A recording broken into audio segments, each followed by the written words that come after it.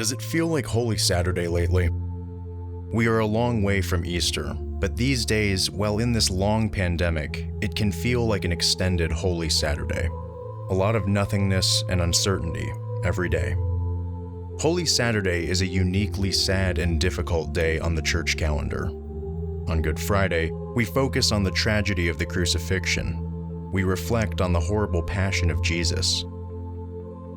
On Easter Sunday, we celebrate the meaning of redemption and new life.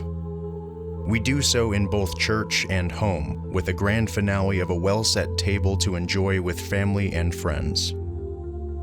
But what do we do with that in-between day of Holy Saturday? There are church services, but it feels like a time of just waiting for it to be over. We are between the two major events of death and life.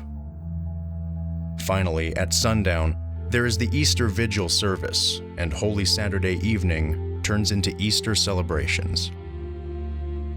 We can only imagine how that first Holy Saturday felt among the followers of Jesus. How awful. On Friday, they were running for their lives, denying him and hiding. On Saturday, they were wondering how much worse it could get.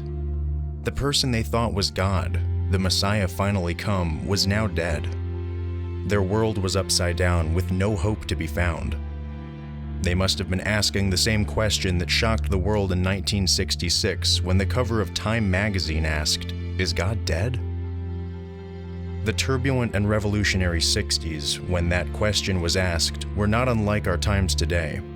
We are filled with uncertainty over the pandemic, fear, social unrest, and violence filling our television screens every night in color. Day after day, it can feel like a Holy Saturday once again, with believers doubting and, if not asking if God is dead, at least asking, where is God? But why are we surprised by this? Unlike the first disciples that cowered in fear on Holy Saturday, we know so much more about what is coming next. Jesus tells us in the gospel accounts that when we face trials and tribulations, we should look up and rejoice, for our salvation is near. The world is having birth pains. Like any natural birth pains, they come and go, ebb and flow.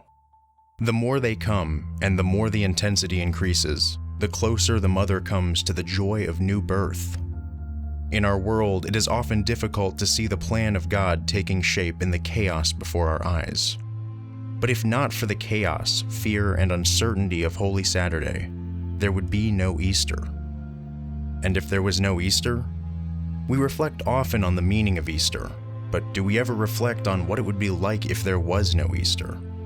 Such a world, even for a non-believer, would be impossible to imagine. The boundaries of countries and the shape of governments would be vastly different. For believers, it is impossible to imagine what their own life would be like without the good news of Easter. What do we do from a faith perspective when we find ourselves seemingly experiencing a long, extended Holy Saturday? Look up, not down. Lift that chin and know that our loving God is not just drawing near, but rushing his love upon us and into our world with saving grace. He is even more eager for our Holy Saturday to be over than we are. After all, this whole plan of salvation was his idea.